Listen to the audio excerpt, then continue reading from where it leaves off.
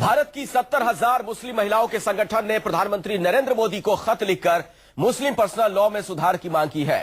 मुस्लिम महिलाओं ने बहुविवाह को अवैध और हलाला को अपराध घोषित करने की मांग की। भारतीय मुस्लिम महिला आंदोलन ने संविधान दिवस के दिन बराबरी के हक और लैंगिक न्याय की मांग की है। आपको यह बता दें कि पहले भी सुप्रीम कोर्ट की जस्टिस अनिल दवे और जस्टिस आदर्श कुमार गोयल की बेंच ने नेशनल लीगल सर्विसेज अथॉरिटी से इस बारे में जवाब मांगा था कि क्या भारत में मुस्लिम महिलाओं के साथ होने वाले लैंगिक भेदभाव को उनके मूल अधिकारों का हनन नहीं माना जाना चाहिए। ये वो मूल अधिकार है जो उन्हें संविधान की 14, 15 और 21 धाराओं के तहत मिले हैं।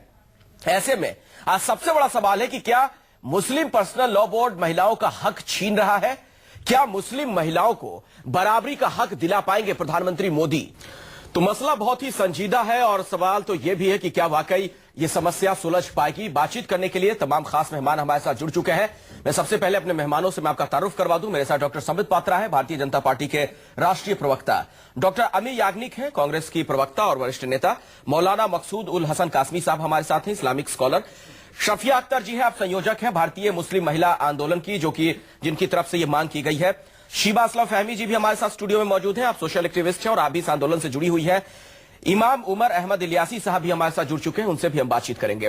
लेकिन पहला सवाल शीबा असलम फहमी जी आपसे ही है। आप लोगों ने जो चिट्ठी लिखी है प्रधानमंत्री मोदी को, उसमें क्या मांगे हैं? प्रमुखता के तौर पर बताएं हमें। देखिए, प्रमुख मांगे क्या है? जी हाँ, हमारी बहुत सिंपल सी मांग है। अभी जब ये डिबेट चलेगी तो कुछ लोग इसको तोड़ मरोड़ के इस तरह पेश करेंगे कि हम शरीयत को बदलने की मांग कर रहे हैं, जबकि वो सही बात नहीं है। हमारी मांग सिर्फ इतनी है कि इस समय जो मुस्लिम पर्सनल लॉ कानून है भारत में, वो न सिर्फ इस्लाम के खिलाफ है अपनी प्रैक्टिस में, इस्लाम भी उसमें जिस तरह से वो प्रैक्टिस में है उससे न सिर्फ वो इस्लाम के खिलाफ है बल्कि भारतीय संविधान के भी खिलाफ है।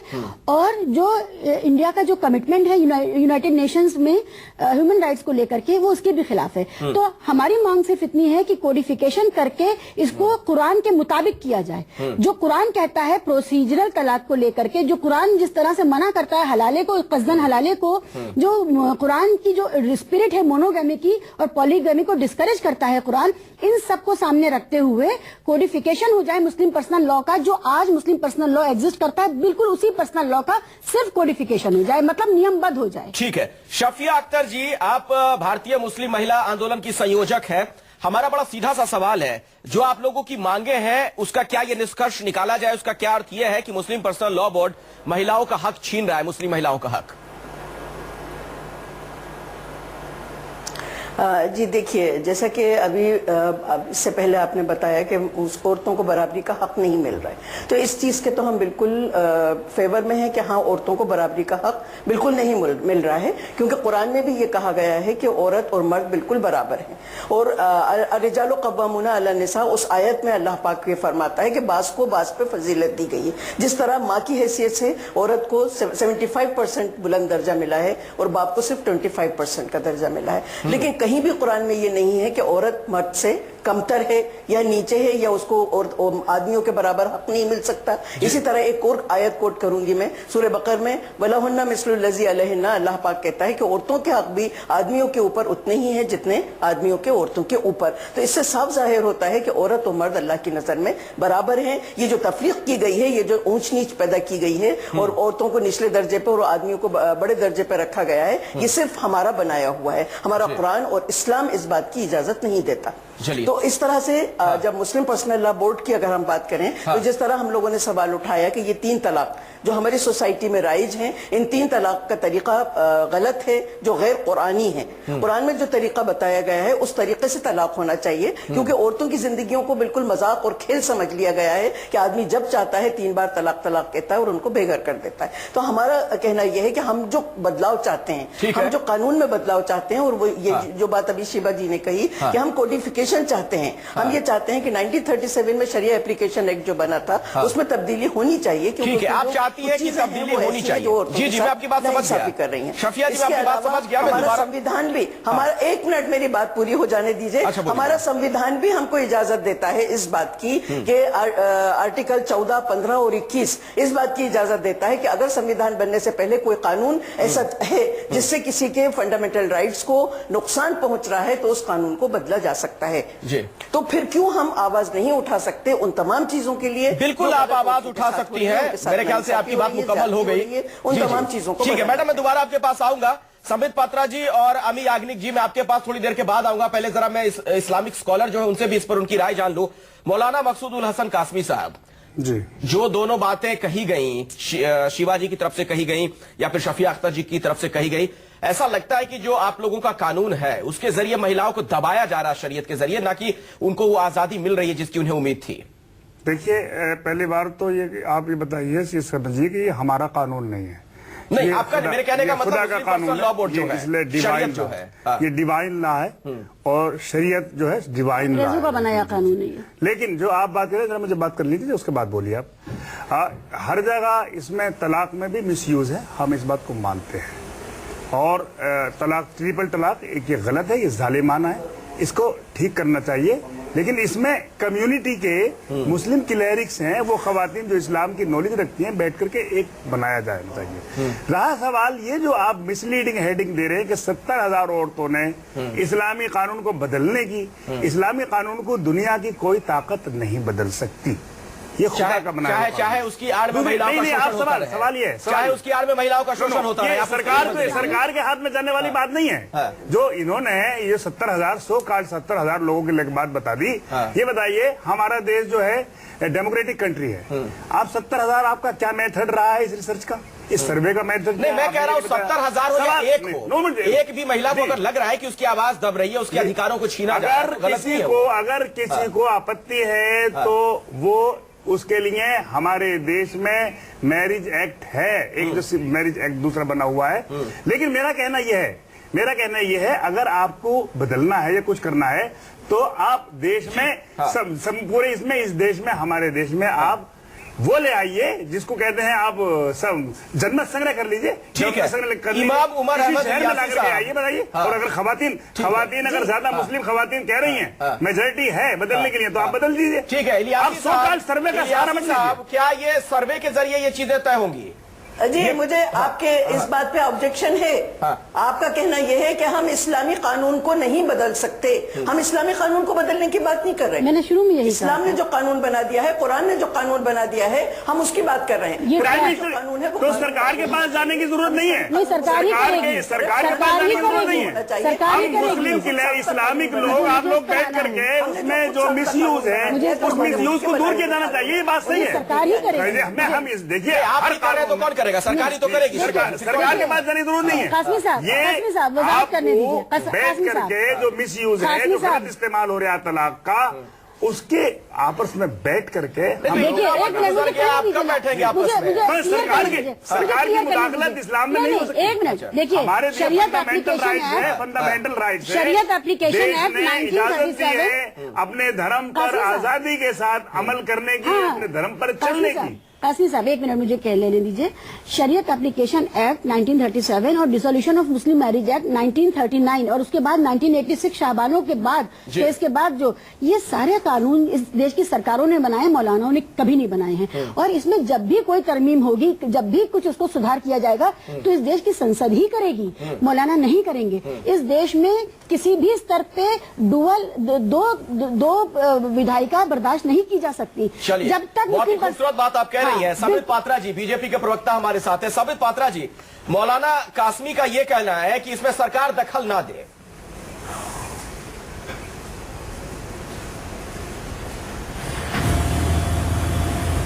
कि बहुत सही तरीके से शिवाजी ने 1937, 1939 और साहबानों के बाद राजीव गांधी जी ने सुप्रीम कोर्ट के वर्डिक्ट को पलट के मेंटेनेंस के ऊपर किस प्रकार से कानून 86 में बनाया था, ये तो पूरा विषय अभी शिवाजी ने आपके सामने रख दिया। मैं देखिए दो चीजें मैं यहां कह दूं। जहां तक अभी मौलाना साहब का कहना था कि आप सरकार के पास मत जाइए, ये जो कोर्ट है ये उचित नहीं है। कल अगर मौलाना साहब कहेंगे कि कोई भी कौम से सरकार के पास, सुप्रीम कोर्ट के पास, पुलिस के पास ना जाए, सब कुछ हम लोग पंचायत बना के करेंगे, तो ये क्या स्पिरिट ऑफ डेमोक्रेसी होगा?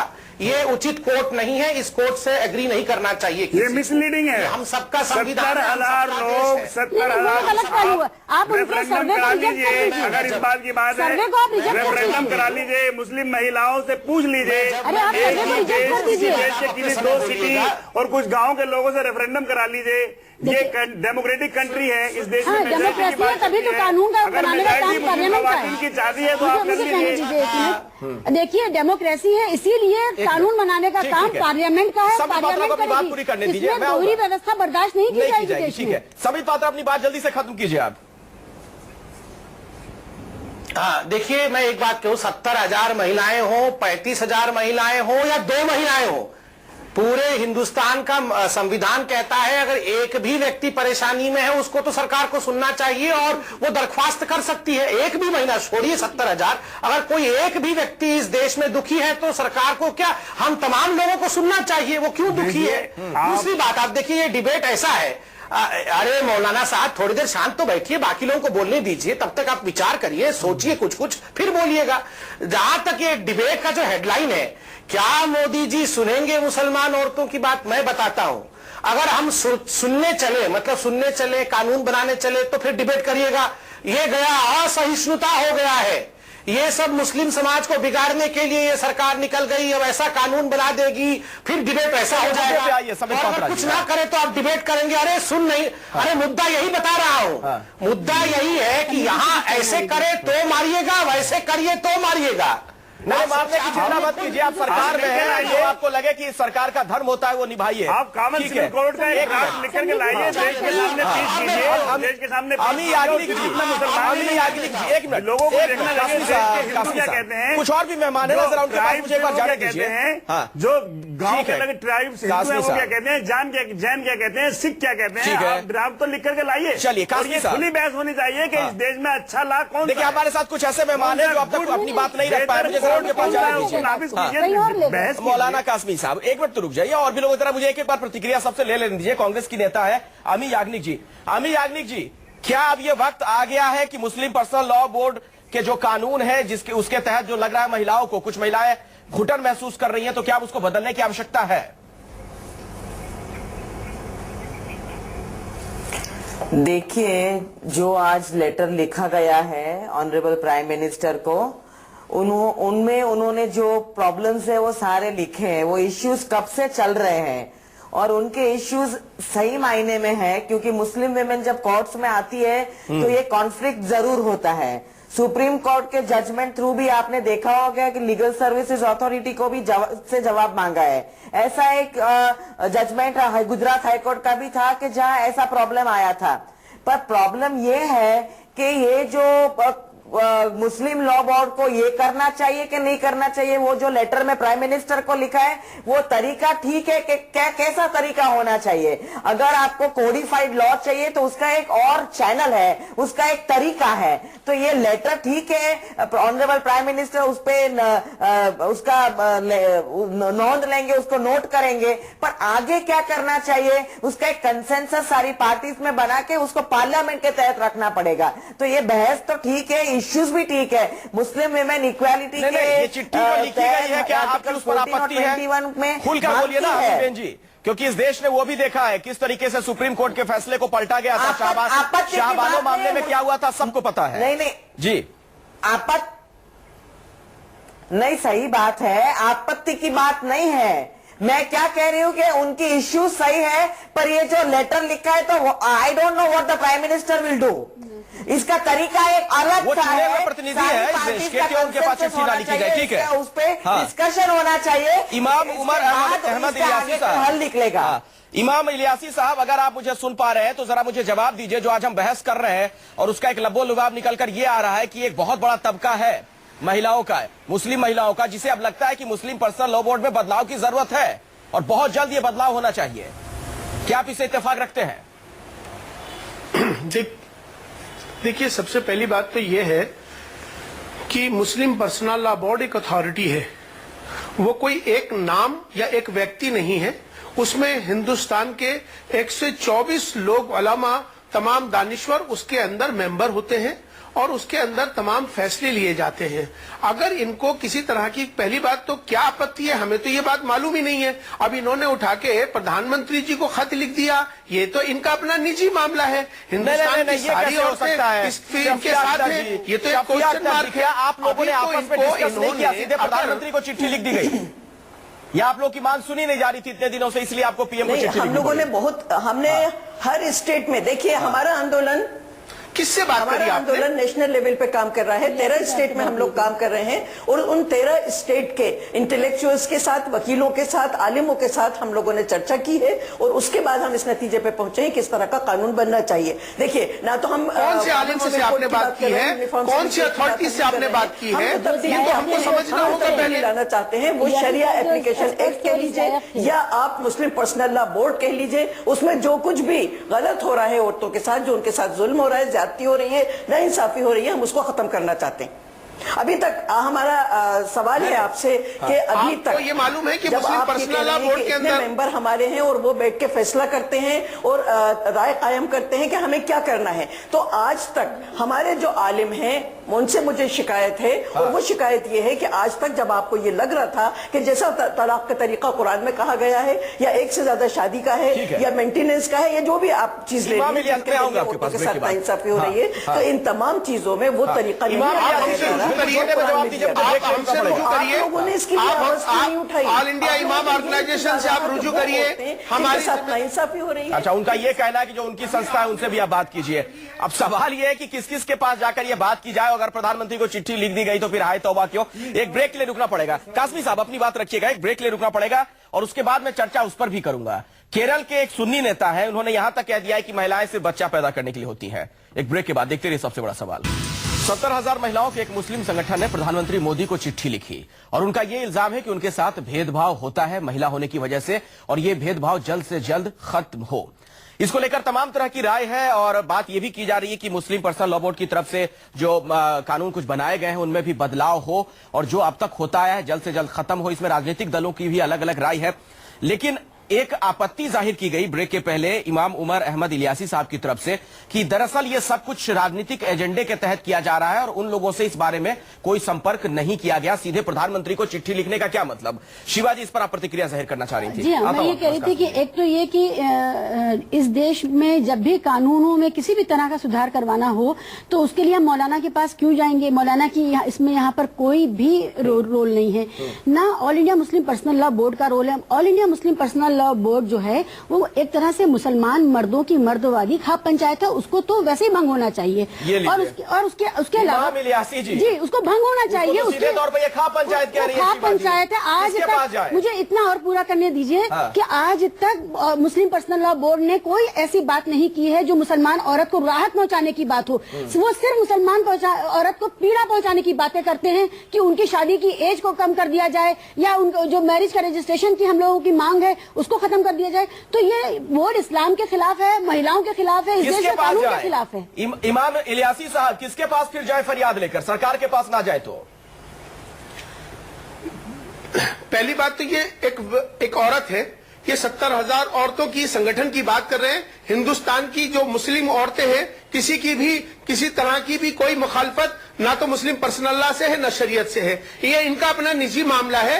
ये चाहे प्रधानमंत्री जी के पास जाएं या राष्ट्रपति जी के पास जाए, ये इनके पास इनका अधिकार है। अगर शरीयत की रोशनी में इनको जाना है तो शरीयत का फैसला मुस्लिम पर्सनल लॉ बोर्ड ही करेगा। कभी नहीं किया, संविधान पहले भी कभी नहीं किया, आइंदा नहीं करेगा। शरीयत की बात तो शरीयत के लोग ही करेंगे, इमाम नहीं करेंगे, पार्लियामेंट ने किया, 21 में पार्लियामेंट ने किया। आप जरा समझने की कोशिश करो। आप देखिए पार्लियामेंट ने किया। बहन इस बात को समझने करो कि इस मसले का हल जो है के लिए ये आलिम उलमा के पास है। अच्छा, आज तक आलिमों ने मुसलमान औरत को राहत पहुंचाने वाली कौन सी बात करी? हिंदुस्तान में सिर्फ मुस्लिम पर्सनल लॉ बोर्ड यकीनन सारी काम करें। आपके आज तक किसी मौलाना ने कोई अच्छी बात करी? हिंदुस्तान की मुस्लिम औरतों में तो नहीं है ये। मुसलमान औरतों के लिए राहत पहुंचाने वाली कौन सी बात करी आज तक आप लोगों ने? ये तो आपकी अपनी निजी राय है, ये तो आप किसी को भी लिख सकती हो। आपकी निजी राय है ना, आप चुन के नहीं आए हैं, आप चुनाव लड़के नहीं आए हैं, आप मेरी राय नहीं है,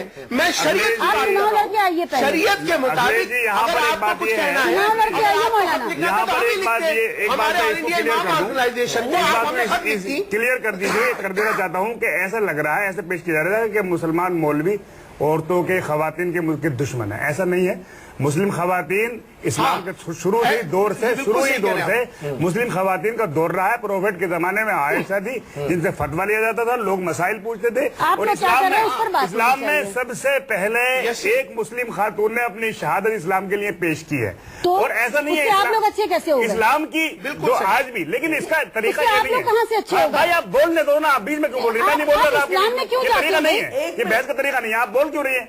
मैं ये कह रहा हूं, जब आप जिन लोगों के पास आप एप्लीकेशन लेके गए हैं, क्या वो आपकी दर्द का दावा करेंगे? मेरी बात एक सब मिलकर के मुस्लिम आप मिलकर के इस्लामिक स्कॉलर्स हैं, उसमें खवातीन भी हैं, उसमें मर्द भी हैं, उसमें आलिम भी हैं, उसमें मुफ्ती भी हैं, बैठ करके चर्चा होनी चाहिए, एक चर्चा होनी चाहिए। लेकिन जिसके हाथ में आप बोल रहे हो जो लोग हिंदू धर्म को हमको दे दीजिए, जो ऑल इंडिया इमाम ऑर्गेनाइजेशन को आप अपनी दरखास्त दे दीजिए, हम इस पर उनके पास एप्लीकेशन लेके जा रहे हैं। आपके हक की बात ना करें। जब आप तो ये पॉलिटिकल मामला है, एक सियासत है इस बारे में। एक तरफ शफिया अख्तर जी एक क्राइसिस से गुजर रहा है, ऐसे मौके पर आपने देश की चर्चा को मोड़ने के लिए प्रधानमंत्री को लेटर लिख दिया।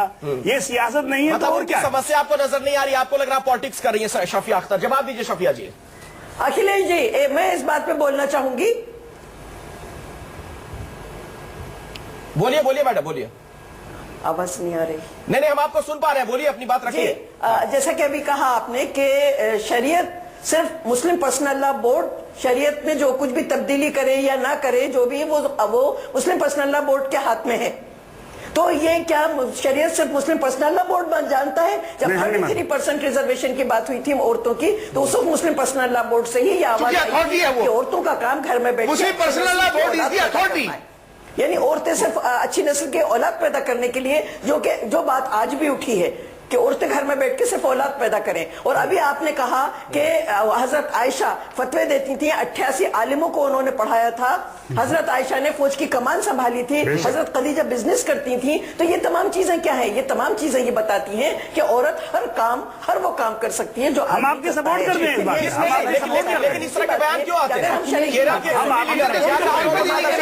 हमने तो सपोर्ट किया, क्या कहा गया? हम तो इसको सपोर्ट कर रहे हैं। केरल के एक सुन्नी लीडर का जो बयान है बहुत ही आपत्तिजनक है। कहा यह जाता है कि महिलाएं जो है उनका काम बच्चे पैदा करना है। अमी याग्निक जी, मैं समित पात्रा जी के पास जाऊं उससे पहले जरा मैं आप ही से जवाब चाहूंगा इसका। इस तरह की जिस देश में सोच है कुछ मौलवियों की, क्यों ना अब तुष्टीकरण की राजनीति से ऊपर उठकर कुछ फैसले लिए जाएं? क्योंकि इस समाज के अंदर से भी अब यह मांग आ रही है। ये जो चिट्ठी लिखी गई है उसका यह मजमून है। नहीं, ये जो बात कही कि भाई और महिलाओं के बारे में कि भाई ये बच्चे पैदा करने की उनकी वो है, तो ये बहुत बिल्कुल अशोभनीय बात है। ऐसी बात नहीं करनी चाहिए, मौलवी हो या कोई भी हो। हमारे वहाँ क्या है कि इतना जेंडर डिस्क्रिमिनेशन हो गया है कि सटली होता है। इक्वालिटी की बात करते हैं, संविधान ने इतना इक्वल राइट्स दिया है, फिर भी इतना जेंडर डिस्क्रिमिनेशन है और इनइक्वालिटी है। तो कहीं ना कहीं आप देखते रहते हैं कि और स्टेटमेंट्स भी आते हैं और महिलाओं के लिए डिग्निटी की बात जब आती है तो फिर बाद में वो सॉरी बोल के निकल पड़ते हैं। पर ऐसा नहीं होना चाहिए। अब टाइम आ गया है कि महिलाओं को संविधान के तहत उनका राइट मिलना चाहिए। सवाल तो यह है डॉक्टर समित पात्रा जी, इक्वालिटी है, डॉक्टर समित पात्रा जी, लॉ है।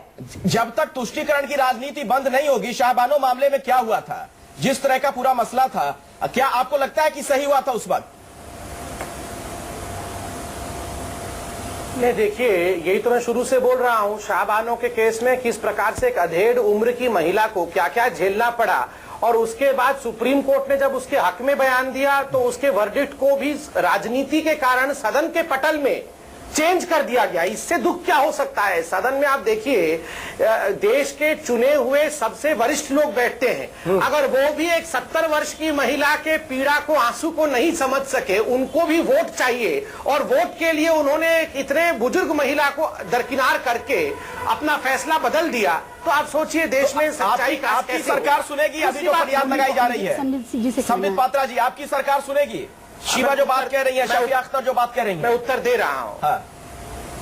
सुनिए सुनिए, वही तो है। आज क्या करेंगे उनकी सरकार, ये पूछिए आप संबित पात्रा जी को। आप इनसे बुलवा लीजिए, इनसे बुलवा लीजिए, कांग्रेस की सरकार बता देगी जो पहले थी, उन्हीं से बुलवा लीजिए। बोलिए संबित पात्रा जी, बोलिए बोलिए, सुन रहे आपको।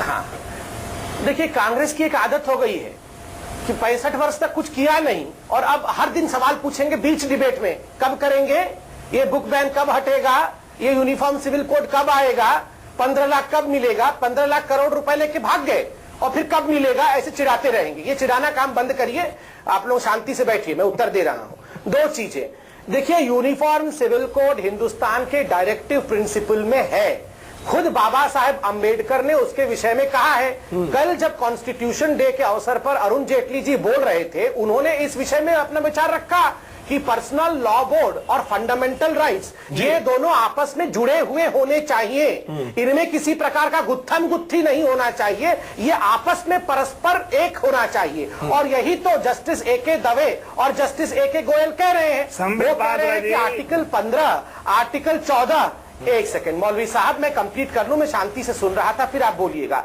आर्टिकल 14, आर्टिकल 15 और आर्टिकल 25, ये जो फंडामेंटल राइट्स है, क्या पर्सनल लॉ बोर्ड उस फंडामेंटल राइट के अंतर्गत है? दूसरी बात है, यूनिफॉर्म सिविल कोड के लिए सुप्रीम कोर्ट ने खुद कहा है। तीसरी बात, एक बड़ी बात है, हम देख रहे हैं कि 2 महिलाएं हमारे पैनल पे बहुत वाजिब सवाल उठा रहे हैं। हमारे को चाहिए कि हम इन दोनों बहनों को शाबाशी भी दें। बहुत मुश्किल होता है पूरे तरह से खड़े होकर महिलाओं की आवाज को उठाना आज 21वीं शताब्दी में भी। एक सेकंड, कोई लड़े नहीं, देखिए लड़ने का विषय नहीं है, मैं तो बार बार कह रहा हूँ, चाहे किसी धर्म का विषय हो भाई साहब, चाहे हिंदू हो या मुसलमान, महिलाओं के लिए खड़ा होना आसान नहीं होता है। ये दोनों महिलाओं पात्रा जिस मासूमियत से ये बातें कह रहे हैं कासमी साहब, बहुत ही वो कह रहे हैं कि देखिए इतनी मतलब संजीदगी के साथ हम लोग इस चीज को समझने को तैयार हैं, फिर क्यों नहीं आप उन पर यकीन कर रहे हैं? आपको क्यों लग रहा है कि सरकार पात्रा साहब ये गलत कह रहे हैं? देखिए, जो आप बात कर रहे हो, ये यूनिफॉर्म सिविल कोड है, ये directive principle of state policy के अंदर में है, और फ्रीडम टू रिलीजन ये फंडामेंटल राइट में है, और फंडामेंटल राइट सुप्रीम होते हैं, और राइट टू फंडामेंटल राइट का तो उल्लंघन हो रहा है, वो नहीं है। शिवाजी वही तो कह रहे हैं, फंडामेंटल राइट का उल्लंघन हो रहा है, फंडामेंटल राइट का उल्लंघन हो रहा है, फंडामेंटल राइट का तो उल्लंघन हो रहा है, यही तो मसला है, यही तो मसला है कि फंडामेंटल राइट का उल्लंघन हो रहा है शरीयत इख्तियार में। शिवाजी, डायरेक्टिव प्रिंसिपल में हमारे देश में हिंदी ये भी डायरेक्टिव प्रिंसिपल में आती है। आप पूरे मत जाइए, इधर की बात मत कीजिए कासमी साहब, आज इस मुद्दे पर चर्चा हो रही है, शिवाजी वही तो कह रही है कि मुस्लिम महिलाओं से फंडामेंटल राइट सिर्फ एक ही यूनिफॉर्म सिविल कोड को लाते हो, इसके अंदर और भी बहुत सी चीजें हैं भाई। अरे कल संसद में जेटली साहब ने बहुत माकूल बात ये कही थी इक्वलिटी जॉब, एजुकेशन में एजुकेशन जॉब में भी इक्वलिटी चाहिए, तालीम में भी बराबरी चाहिए, जॉब में भी बराबरी होनी चाहिए, पूरे देश में हिंदी लैंग्वेज को पूरे देश के तमाम स्टेट्स में होनी चाहिए। आप क्यों नहीं करते? अरे आवाज सुनिए तो सही, महिलाओं की आवाज भी सुन लीजिए। ये यूनिफॉर्म सिविल कोड की बहस नहीं, वो अगली बार करेंगे। देखिए कल जो जेटली साहब ने संसद में कहा कि इस देश में आप महिलाओं के मूलभूत अधिकारों का उल्लंघन कर रहे हैं, उस बात को समझने की जरूरत है, और हमारी मांग वही है। ये लोग ये भी अंदाजा लगा रहे हैं कि हम लोगों ने जो ये चिट्ठी प्राइम मिनिस्टर को लिखी है, उसके पीछे हमारा मकसद ये है कि हम यूनिफॉर्म सिविल कोड की हिमायत कर रहे हैं, बल्कि हम यूनिफॉर्म सिविल कोड को बिल्कुल नहीं मान रहे हैं। हम मान रहे हैं वो उस कानून को जो हमारा कुरान में कानून दिया गया है। हम कुरान की बेस पे कानून बनवाना चाहते हैं। हमारे आलिम मौलाना साहिबा ने ये वाली बात कही कि हम लोगों से मालूम करते हैं, हम लोगों से बैठ के चर्चा करते हैं। अगर किसी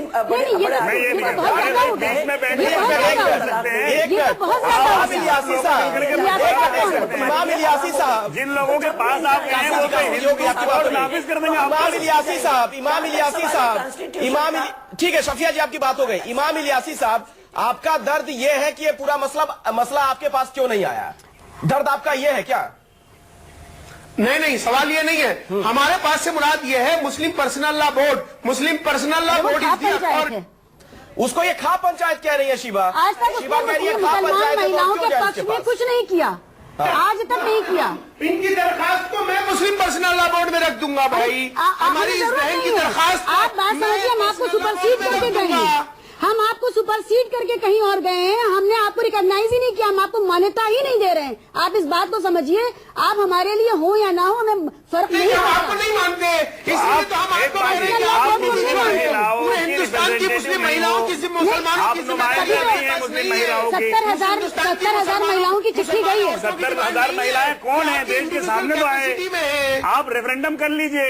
मतलब 70,000 का नहीं है कासिम साहब, आप इसी बात को नहीं समझ रहे। अगर एक महिलाओं की मेजोरिटी, एक महिला भी अगर खुद को पीड़ित समझ रही है, मुस्लिम victim समझ रही है, उसको लगता है उसके साथ अन्याय हो रहा है, तो क्या हम उसकी आवाज नहीं सुनेंगे? सिर्फ 70,000 होना जरूरी है क्या? क्या पर्सनल लॉ बोर्ड की दुकान तो हम नहीं इसके चलाएंगे। लिए जुल्म हो ही नहीं रहा। ये आप कह रहे हैं जो मिसयूज है उसको खत्म होना चाहिए। कब होना चाहिए? लेकिन उसका तरीका ये नहीं है कि आप पॉलिटिक्स में जाए। महिलाओं की पर्सनल लॉ बोर्ड की दुकान नहीं चलेगी। मेरा आपसे ये सवाल है कि आपके पास अगर एक महिला ये तो क्या आप उसकी सुनते हैं? आपने कुछ कहा था अभी शफिया जी। हाँ, एक दोबारा मिनट, बोलिए। हाँ। मेरी बात शायद आप लोगों ने सुनी नहीं है। मैं ये कहना चाह रही हूँ कि आप ये सवाल उठा रहे हैं कि 70,000 औरतों ने लेटर लिखा है, वो कौन है वो औरतें? तो हम तो आपसे ये कह रहे हैं कि 70,000 औरतों को छोड़िए, आप मुझे इस बात का जवाब दीजिए कि आपके पास अगर कोई एक औरत आती है अपनी किसी नाइंसाफी की गुहार लेके या अपने ऊपर हो रही ज्यादती की गुहार लेके, आप उसको क्या जवाब देते हैं? आप उसके लिए क्या करते हैं? या आपने उसको आज तक इंसाफ दिलाया? बिल्कुल जवाब देंगे। आप अपनी गुहार लगाइए, आपको उसका प्रॉपर जवाब दिया जाएगा। अगर आपके साथ नाइंसाफी हो रही है तो उसके लिए बिल्कुल आपको उसके लिए करा जाएगा, आपको दिया जाएगा। औरतों के साथ ज्यादतियां बराबर जारी। अच्छा, क्या प्रधानमंत्री के पास जाना गुनाह है कासमी साहब?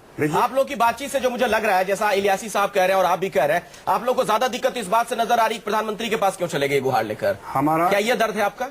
प्राइम मिनिस्टर, अरे भाई शरीयत की बात तो शरीयत के पास ही तो जाएगी। अरे तो चुनी हुई सरकार भी तो है सर इस देश में। अगर कुछ लोगों को लग रहा है उनके पास जाके अपनी आवाज रखनी है तो क्या दिक्कत है? फंडामेंटल अलग है, शरीयत अलग है, दोनों चीजें अलग है ना भाई। नहीं तो क्या शरीयत के ऊपर कुछ खास लोगों का ठेका है क्या? इस वक्त में जब शरीयत का किसी खास लोगों का ठेका है क्या शरीयत के ऊपर? ठेका किसी का नहीं है, किसी का ठेका नहीं है, लेकिन ऐसे जो भी वक्त में मुसलमान उलमा का बिल्कुल, आलिमों का बिल्कुल, महंगाई स्कॉलर्स का है, देश में महंगाई है, आदर्श समय कभी नहीं आएगा। मरी है, आदर्श समय कभी नहीं आएगा। हालात खराब है, ऐसे वक्त में आप लेटर लिख करके मुसलमान मामले को पॉलिटिकल कर रहे हैं। अरे भाई आप हमसे मिलिए, मुसलमान महिलाओं के मामले ये सवाल है। मुसलमान महिलाओं के रुजू कर रहे हैं तो आपको कोई दिक्कत ही नहीं आएगी। आपका कौन सा हाथ पर गया उसके लिए हम मैं संबित पात्रा जी से आखिरी कमेंट लूंगा, उससे पहले जरा एक छोटा जवाब दीजिएगा। शिबा जी और शफिया जी, आप दोनों से सवाल है, आपको लग रहा है कि सरकार में आपकी आवाज सुनी जाएगी? आपको भरोसा है? हर नागरिक को ये बुनियादी भरोसा होता ही है। ठीक है शफिया जी।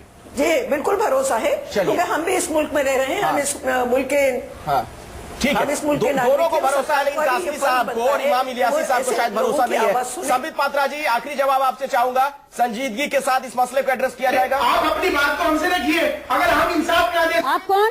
चलिए, वक्त नहीं है। संबित पात्रा जी, मैं उत्तर दे देता हूं। देखिए, आप ध्यान रखिए कि reforms is the cornerstone of any civil society. Civil society का जो कॉर्नर स्टोन होता है, सबसे महत्वपूर्ण बिंदु वो रिफॉर्म्स होता है। ठीक है। जहां तक शरीयत और देखिए, मैं बहुत रेस्पेक्ट करता हूं इस्लाम का, मगर जहां तक शरीयत कानून का विषय है, देखिए पाकिस्तान में भी उसमें रिफॉर्म्स हुए हैं, तमाम इस्लामिक नेशंस में भी उसमें रिफॉर्म्स हुए। उदाहरण ले लीजिए, पॉलीगमी को लेकर तुनिशिया, पाकिस्तान, मोरक्को, ऐसे जो कि इस्लामिक देश हैं, वहां पे रिफॉर्म हुए हैं, तो हिंदुस्तान में रिफॉर्म क्यों नहीं हो सकता? बिल्कुल, और अगर रिफॉर्म से सुधार होगा तो बिल्कुल होना चाहिए। हिंदू लॉ हो, मुस्लिम लॉ हो, उससे दरअसल मजहब से इसका कोई नहीं कर सकते। वक्त नहीं है। बहुत बहुत शुक्रिया आप तमाम मेहमानों का इस चर्चा में शिरकत करने के लिए। कासमी साहब, कभी और बात होगी, माफी चाहूंगा, वक्त नहीं है। एक छोटा सा ब्रेक के बाद देखिए News 24 पर कुछ और खबरें।